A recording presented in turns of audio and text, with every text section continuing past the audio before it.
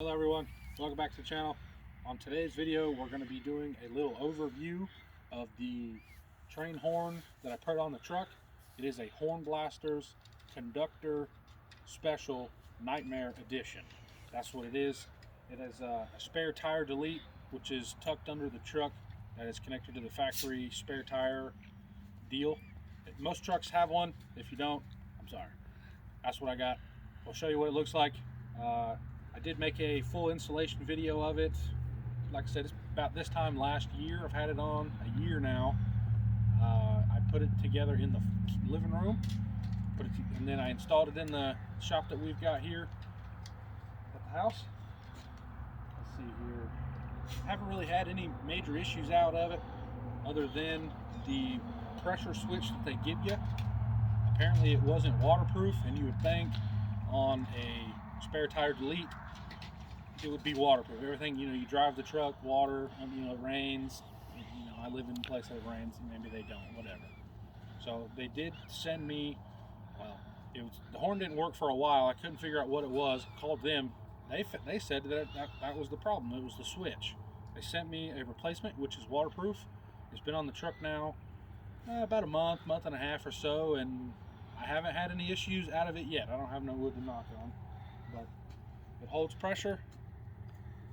Sounds great. You can hear me coming a quarter mile down the road, as long as the wind ain't blowing, whatever. I'll show you what it looks like. If you guys are interested in the installation video, I'll leave a comment. I'll leave a link down below. You guys can go watch that. But here it is sitting here. This is the 4-horn setup. I did purchase the 6-horn ordeal because I was going to put 2 in the grill.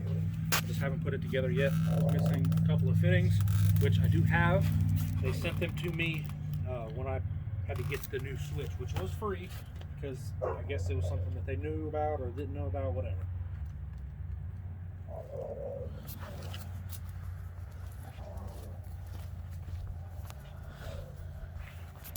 I'll give it a honk for you.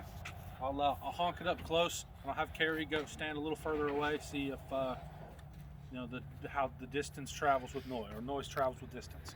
Right now I'm probably, 10 foot from the back of the truck? 10, 15 foot. Okay. Ready? As ready as I'll ever be. Alright. Let me go back here. We're going to go over here and stand by the Shelby. Uh-oh, Devin's bringing the button. So now we're probably, a good 100 foot? No, probably about 50 foot, 60 foot or so. So this is a thing that I also purchased as well. It is a wireless remote.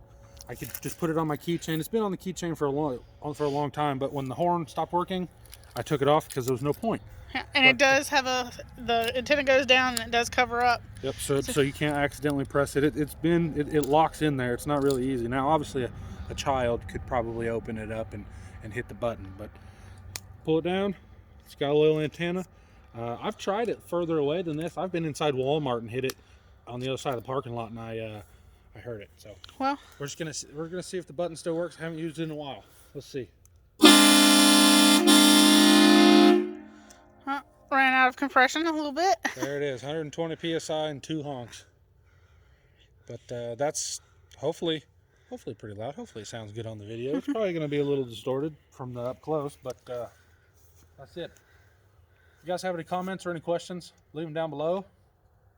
I got it. I purchased it straight from HornBlasters. I didn't go no third party. I figured ordering it straight from the manufacturers themselves, it'd always be the best. There's a lot of other horn kits out on the market. I know there's a crap ton out there. All the research that I'd found, this one seemed to be pretty reliable, and it was really easy to install. A couple of buddies, like I said, I put it together in the living room in a night, and I ended up installing it over the weekend, just taking my time on it, trying to do it right. Hardest thing was wiring it up, probably. Yeah, and it's still not the cleanest wiring under there. I could still change some things and tuck it up and tighten it up just a little bit better, but it's all tucked inside the frame rail and it looks pretty good. But that's going to be it for today's video. Like and subscribe if you haven't already. There's more to come.